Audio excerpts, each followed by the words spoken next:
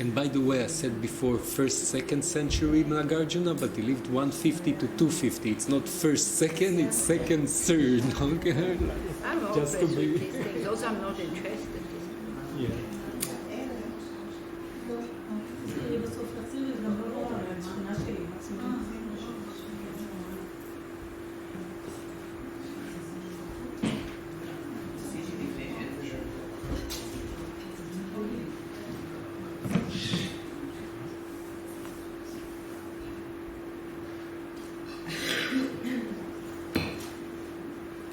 Okay. So, I don't know what page it is. You would have to find the next chapter. 89. This book? So again, you know, the big question is, so it's about, we have to develop shamatha, which is a mind that calmly can stay in the object, they say 4 hours, without any effort at least. So the mind becomes very clear and very stable, and then it sees emptiness directly. Otherwise it's just an idea, and the idea doesn't really... with the idea of emptiness we cannot eliminate negative actions. We can subdue them, but we cannot eliminate them like that. They never come back. And if, as you know, with delusions, they have a thing that they, whenever we do something, they create a seed in us. Like there's the action, but it also creates some kind of a habit. There's a seed, and whenever the object comes again, then that's it, you know, comes back. So this is why, you know, in order, if we want to attain liberation and enlightenment, then we need to, there's no other way. If we want to eliminate, really eliminate delusions so that they never come back, there's no other way. But it doesn't mean that you say, okay, it's all or nothing, so, oh, this I won't be able to develop, so I don't do anything. No, it's still good to have a mind that can concentrate for 3 seconds on the object, for example. And the mind that you can just, you know, you can sit in meditation and just sit and not stir it up all the time by thoughts. So when you were at the beginning, when we came, what you thought was most, what's behind the thoughts, or what's behind the distraction, or what's the theme of the distraction? Did you notice anything? Okay. You know, when we did the meditation, when we came, so I said, first we were just sitting, and then I said, look what is taking you away from the object. What was it, mainly? Everyday life. Everyday life. Everyday life. Meaning? All thoughts, worries. Worries. The noise here. Huh? The noise here. The noise here, okay. Outer influence. Noise can be great for meditation. Yeah. You just go hearing. Hearing is just great because it really keeps you there. Yeah. Also guilt. Huh? Guilt. Guilt, okay. Yeah, even the minor thing which come up and occupy Yeah. Nobody was looking in your thoughts for something more pleasant than just to sit here? No, nobody. Yeah, I think so, you know, planning. Sometimes we don't even see what's going on, like planning what we do tonight or tomorrow or in October, you know, something, isn't it? A kind of distraction has a lot to do with attachment. Attachment is not only wanting good things, attachment also doesn't want not good things. So he says,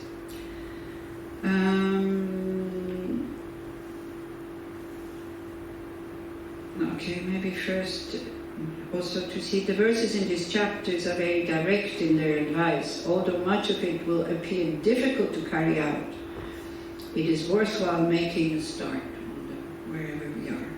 So then first it is kind of, the chapter is divided a bit. Why calm abiding? That's just a few verses. Then what hinders us? That is until verse 80, I think, or 90 maybe almost. And then from verse 89 or 90, how to increase your bodhicitta by exchanging oneself with others. Yeah, that will be next weekend. So I hope this weekend we can cover until 80. So after cultivating diligence, set your mind to concentrate. For those whose minds are slack and wandering, are caught between the fangs of the afflictions. And this also, neuroscience is saying, the more you are concentrated, the more you can transform your mind. Yeah, the more these things that you really want, you are then able to do it. The more you are distracted and not able to concentrate, the more the door is wide open for negative emotions. I think this is clear, yeah? We all know that. Do you feel your desire attachment? Do you know it? You all say yes. Yes. Yeah? Do you then, when it comes up, say, oh, careful, this is not love, this is attachment, therefore I better go away from the object? That's the first step, yeah? The first thing, first rule of attachment is go away from the object. Do we do that instinctively? No. Mm. Consciously. Only consciously, the moment you deal with your attachment. What do we do instinctively when we are attached to something? You go there. Yeah. Right. We go there because why? Because it's pleasant. The attachment feels pleasant. It's totally fantasizing the good qualities, the good sides, what it will give me, blah, blah, blah. And this is why then we have so much disappointment. Because we didn't see the reality of it. So the first thing, you know, the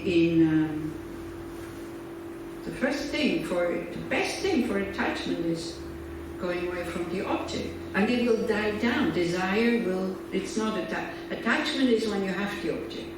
Desire is when you don't have it yet. The longing, you know, the fantasizing comes then. Then with attachment comes a lot of fear of losing it, because you know that you're going to lose it. Either you're going to lose your interest, or you're losing the object, or you're going to die and you can't take it with you. I mean, it sounds cruel, but that's reality. This is our life. Yeah? So it doesn't mean you shouldn't have objects or people in your life. It doesn't mean that, but it really means that we have to look at our own attitude towards them. Is it really that I want them to be happy, or is it maybe not that I have an instinctive feeling that they have a duty to make me happy? And they, you know, sometimes it happens spontaneously. The more attachment, the more happiness you have. But then when the expectations don't get fulfilled, there's a lot of anger coming, and you only have to go to a divorce court to listen to what these people say, you know, who promised each other that they would stay together forever and ever and ever. But maybe I wondered about going away from the object. If it's your husband, maybe it's not a solution, but maybe changing, looking at the relationship and the attachment and changing the approach. Yeah. But going away from it might not be the best way in this case. It might not be possible, but you can take your mind off the object of attachment. You know, not to go there all the time, oh, he's so wonderful and this and that, but I think with husbands, how many years you've been married? Almost 50. 50. 50? Woo! Wow. I'm still happy. I'm still happy. So there's a lot of love in that attachment, I'm sure. Otherwise you wouldn't be together anymore.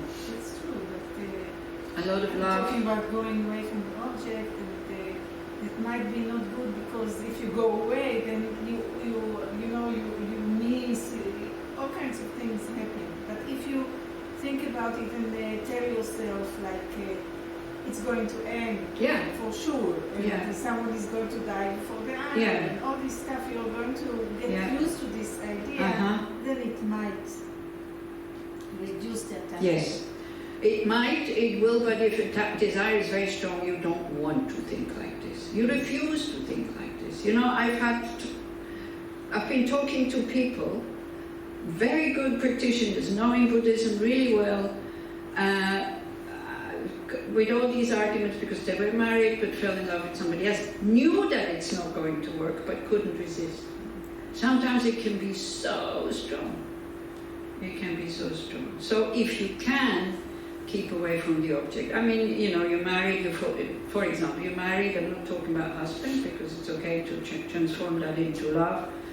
But if you fall in love with somebody else, then definitely, don't call, don't listen what he's doing, where he is, this and that.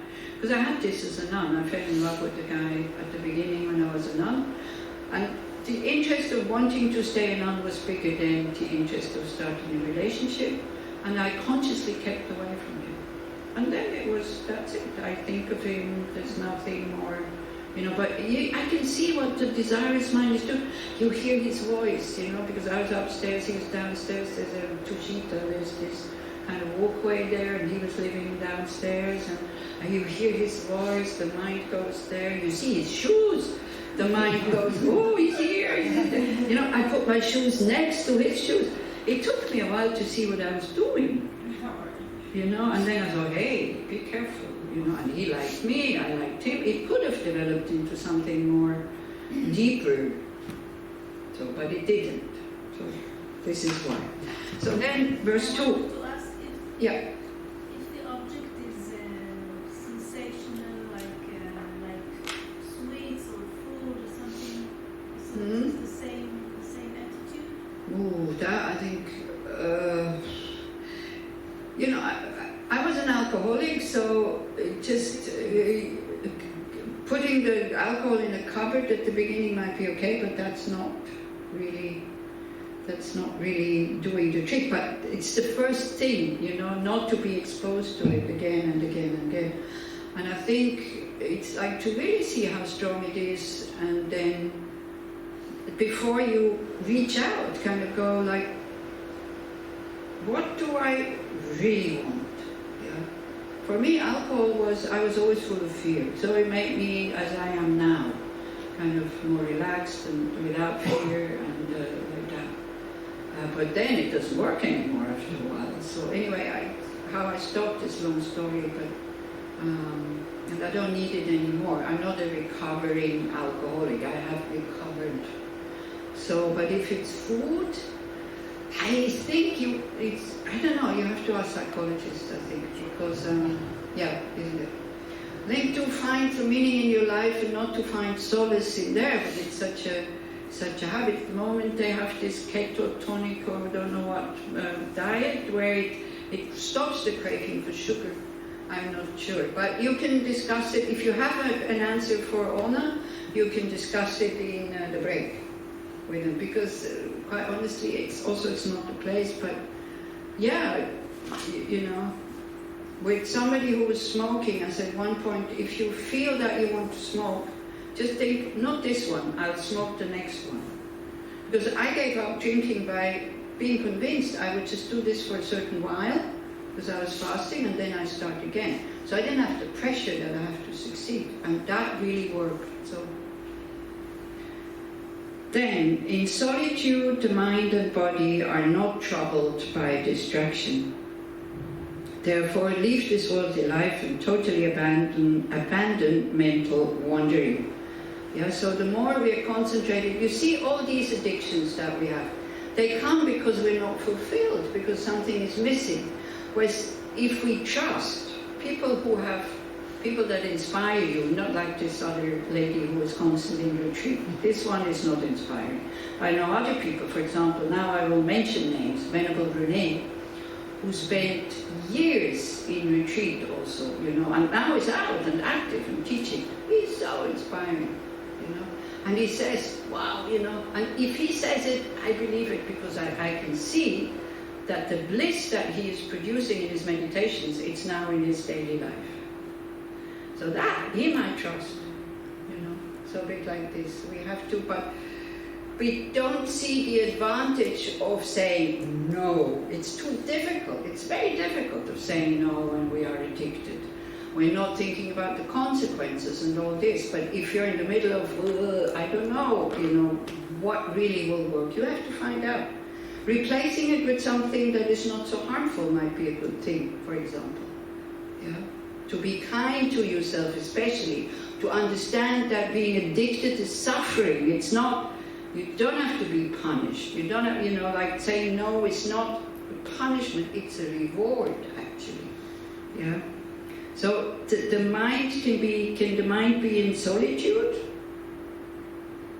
In the middle of society? Difficult, but it can. Some people can do that when they are trained in solitude. So it is worthwhile, because of course you can say, oh, I can't go, and this and that. But it is worthwhile to put aside a bit of time to then go into retreat. If not alone, then, for example, Tovana, where they do a lot of meditations. Here we don't do so many meditations, we just give you the tools. And I think the Tibetans, they assume, well, tools is enough, and then they go away and do it. It's not. We have to create a habit. So having a group where you create the habit. Also, if you go to a group and meditate regularly, you have a sense of belonging, and you start to feel already some of the result. But it has to be constant, and it has to be regular, and not going to the group kind of what do I get from them, but more what can I contribute to them. Like now, many groups are kind of lacking people to come. So then you go, I go, so then there's one more. Something like that which helps you to go, even you don't feel like it, right? But yeah, addiction is tough, because it's very easy. And also, I think maybe good, because after alcohol I fell into food. So I know, that was more difficult to give up, because it has no effect. It has no good effect. Alcohol at least makes you relaxed and happy, and did me.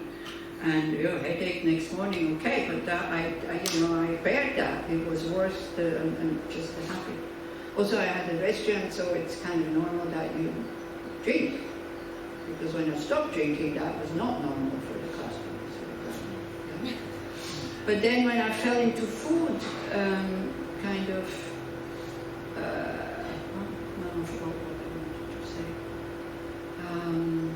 No, you were talking about the place. Huh? You said it was harder. It was much harder, yeah. And not to feel guilty, because one thing is you attach to something that has no result. So, but then with the meditation, because I was already kind of half okay when I started with Buddhism, but where the meditation helped me is to see what happens to the mind when you look at the object. You look at the object, you feel the taste. It's not there yet, but your attachment is so strong, you feel the taste, and you fantasize the satisfaction. And then it took Lama Zopa Rinpoche, who in one teaching, that went on until 3, 4, 5 o'clock in the morning, I don't know, I will, everybody else see. He said, you let go of desire, freedom comes. And that went right in. I want to be, I don't want to be, I want to be free. And every time then when it came, this kind of, food and this and more, and not able to stop. Hey, you want to be free or not? You let go of desire, freedom comes. But that was said by Lama Zopa Rinpoche, that's why it had such a big effect on me. If I'm saying that to you now, I'm not sure. But try it out.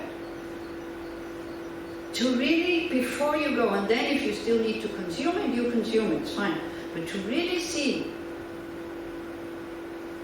the promise of lasting satisfaction, then you eat it and then you go, now what? And then you stop and you look. But it does take, I see what he says, it takes discipline. It takes discipline, but not punishment. The discipline should be used in a way, this is good for me, and to imagine sometimes a life without addictions. Well, I'm not saying I'm not addicted to anything. I'm addicted to watching news, or stupid movies sometimes now since I have these machines. Before it was very easy because I had no TV. Now with these machines, your phone, you can watch this, but I'm making very strong prayers when I take precepts, it's like that day, nothing. This is why I'm taking precepts for 24 hours. I'm very happy when people ask me, can we take precepts? But then also making prayers to the Buddha. May I be free from this attachment to watch the screen. Because also, Zoom for me is no problem. I'm a TV junkie. I can look into the screen the whole day. I'm really well trained. As a kid, we spent lots of time in front of the TV. It has advantages also. I never suffered from Zoom because I was used to it. Yeah. But I want to be also, even that, please bless me not to be interested in these stupid things. I even say stupid things. I know I'm interested. Like this. Ask the Buddhas for help, something like that. And then, it's difficult. It's really difficult. But we need to be convinced, not in a too pushy way, not judging yourself. I don't want this anymore. I want to be free from it. Then we tried it. It works for a while, then I fall back, and then again, and this and that. And every time it works, like of course last night I was just not, she had to go home because they have a memorial for Asaf's father. So I was sleeping there and it was too late anyway, so I didn't open anything to watch. And I wake up this morning, so refreshed and so well. So it's also good to see the effect already now when you're able to say no.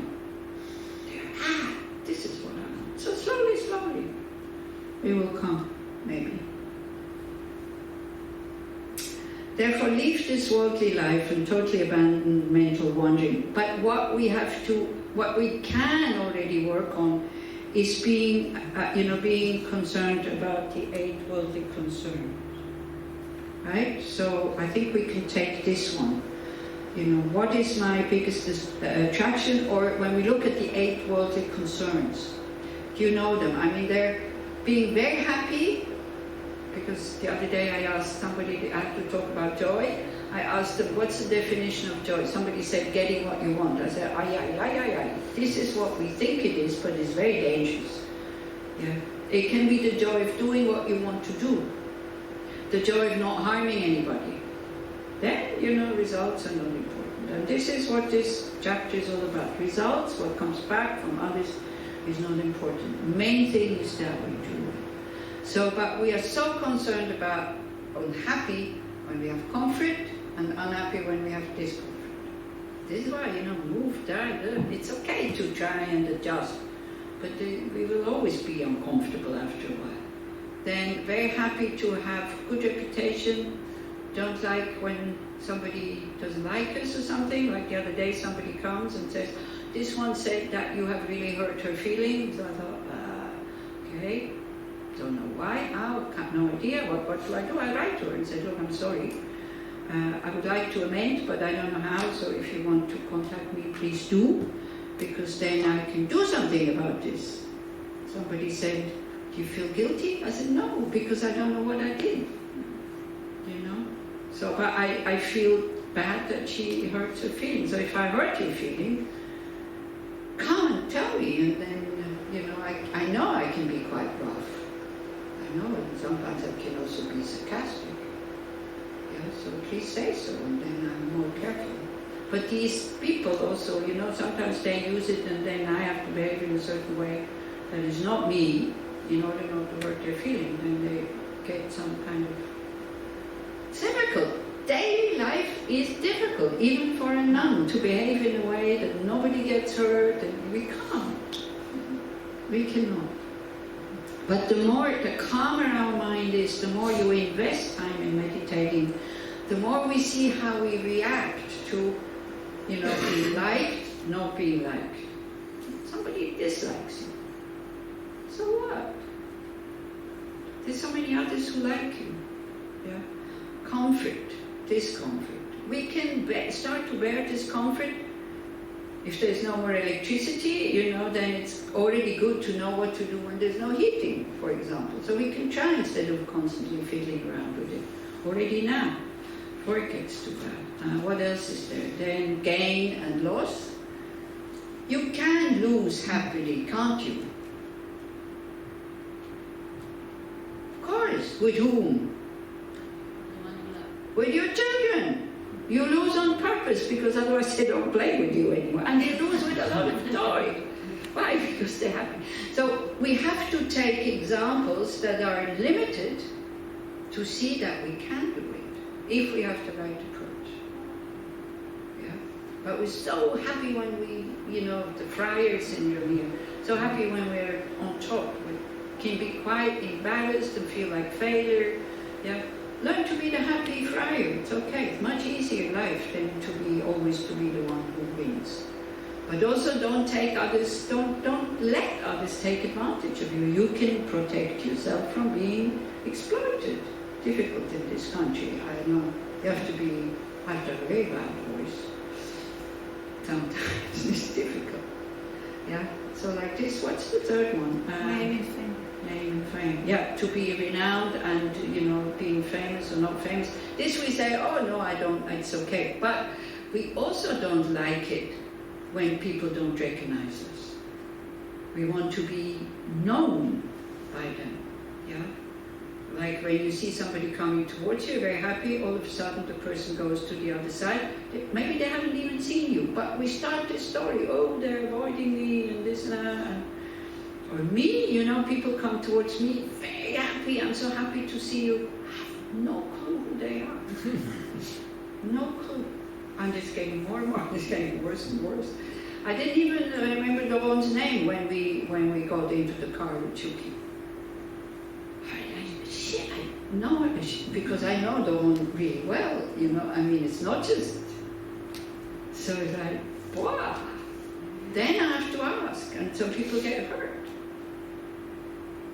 I asked somebody else. Did you notice it?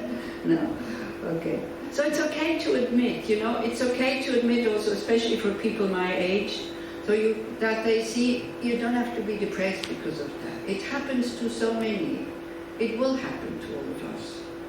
So let's just sit maybe just for these 5 minutes to look, these 8 things, what I'm really afraid of getting or not getting. And then, as I just said, to just say, what's the big deal when somebody doesn't know me or forgot about me, doesn't care about me? What's the big deal? What's the big deal if I lose? Yeah? Can we do that a little bit? Okay, so you sit very relaxed. First, try to see our craving for comfort, to be painless. It is not possible for this body to be painless. You can do as much yoga as you want. I'm not saying yoga is useless, but if I go to long meditation retreats, the people who do a lot of yoga, they usually talk about their pain much more than I do, because I know I have pain because I don't do yoga. So I accept it, it's my fault. The others are always a bit surprised and disappointed that they're still pain when they do all this yoga. So the body produces pain, whether you want or not. So be prepared for that, because it's only 5 minutes, it's okay. But try to feel this craving for having a painless body. And maybe remember, when a pain comes up, the worry.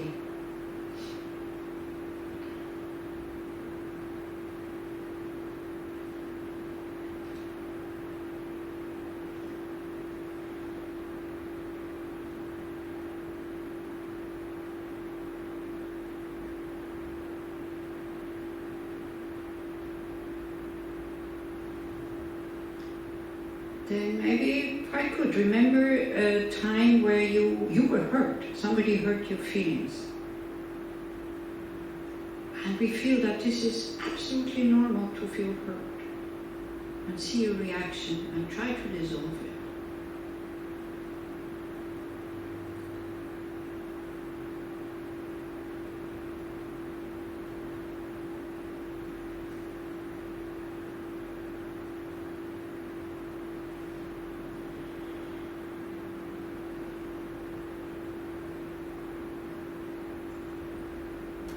And see our reaction to praise. Kind of imagine, or remember, somebody comes and says, wow, you're so fantastic, you're so great, you helped me so much, whatever. We get attached to that.